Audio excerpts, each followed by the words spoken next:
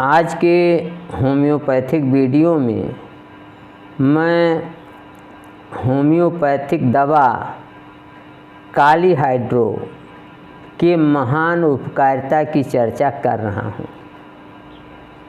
ये होम्योपैथिक दवा काली हाइड्रो एक प्रकार की खांसी में महान उपकारी दवा है।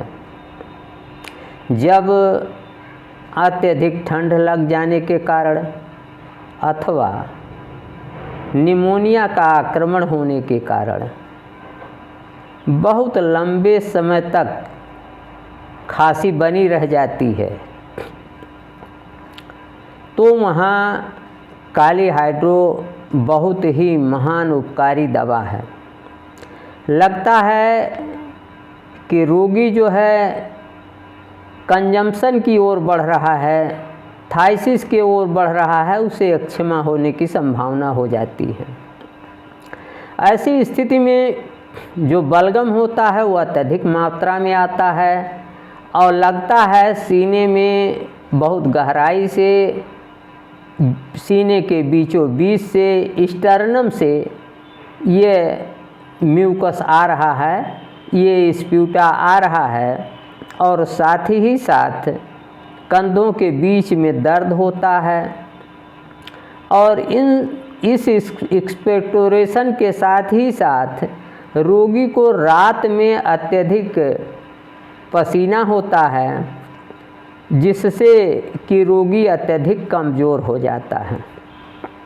तो इस तरीके से अगर किसी को कठिन प्रकार की ठंड लग जाने के कारण अथवा निमोनिया के कारण बहुत दिनों तक खांसी बनी रह जाए और यह प्रतीत हो कि रोगी को क्षय होने की संभावना है, क्षय रोग होने की संभावना है और यह बलगम गहराई से आ रहा है तथा सीने में, तथा रोगी को रात में अत्यधिक कमजोरी करने वाला पसीना भी होता है, तो निश्चित रूप से ऐसे रोगी की दवा काली हाइड्रो होगी। और ऐसी स्थितियों में, ऐसी खांसी की अवस्थाओं में, स्टेजेज में काली हाइड्रो बहुत ही उपयोगी दवा है, एक महान उपकारी दवा है।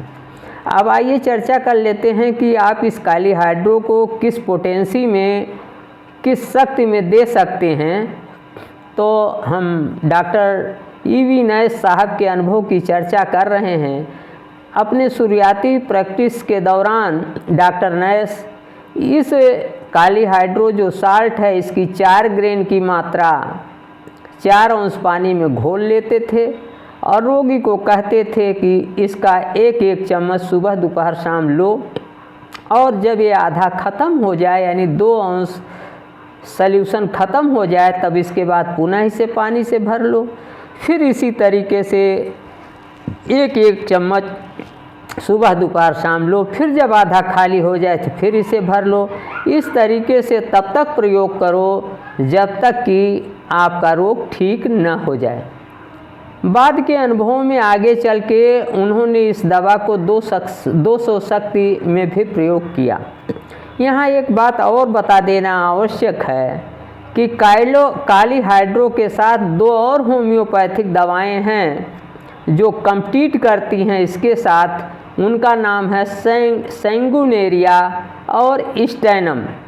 सैंगुनेरिया और स्टैनम में भी गहराई से बलगम आता हुआ लगता है कि सीने में बहुत गहराई से बलगम आता है, कंटिन्यूड होता है, सारे लक्षण वही होते हैं, लेकिन अंतर यह है कि सैंगुनेरिया का बलगम फेटिड होता है, बदबूदार होता है। जब किसी रोगी का बलगम उपरोक्त लक्षणों के अलावा बदबूदार हो तो वहाँ काली हाइड्रो के स्थान पर आप जो है सैंगुनेरिया कैनाडेंसिस देंगे, और अगर बलगम का स्वाद मीठा हो तो ऐसी स्थिति में आप काली हाइड्रो के जगह पर स्टैनम मेट देंगे, और अगर बलगम का स्वाद साल्टी हो, नमकीन हो, तो वहाँ काली हाइड्रो दिया जाएगा।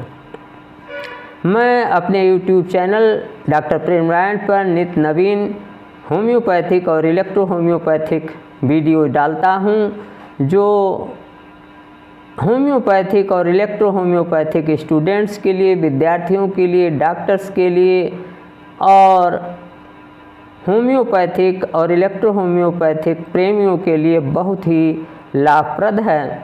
और यदि आपने अभी तक मेरा यूट्यूब चैनल सब्सक्राइब नहीं किया है तो आज ही सब्सक्राइब कर लें, ताकि ये होम्योपैथी, इलेक्ट्रो होम्योपैथी को जन सामान्य की पहुंच में लाया जा सके।